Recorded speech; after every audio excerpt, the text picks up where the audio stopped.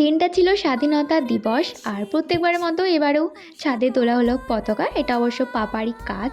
এখানে একটুকু হাওয়াই দিচ্ছে না, ওই প্রথমে একটুখানি যা দিয়েছিল যে এটা একটু উড়বে। এটা যখন হাওয়ার সঙ্গে ওরে দেখতে বেশ ভাল লাগে।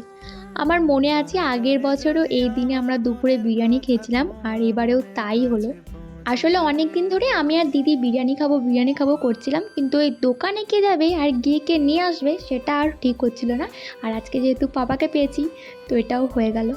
আর আজকে যেহেতু বিরিয়ানি খাবো সেটা আগে থেকে ঠিক ছিল না, তো মা অলরেডি দুপুরের জন্য চিকেন রান্না করে ফেলেছিল, কিন্তু আমি আর দিদি বিরিয়ানি খাবার চান্স হারাতে চাইনি। সেজন্য রাতে চিকেনটার সাথে কম্বিনেশন করার জন্য বানানো হয়েছিল পরোটা, আর তার সাথে ছিল দু রকম আচার, নুনের আর গুড়ের। আমি খুব একটা আচার খাই না, কিন্তু যেহেতু মা বানিয়েছে তো দুটোই একটু একটু টেস্ট করেছি। তো চলো দেখা হচ্ছে নেক্সট কোনো ব্লগে। বাই।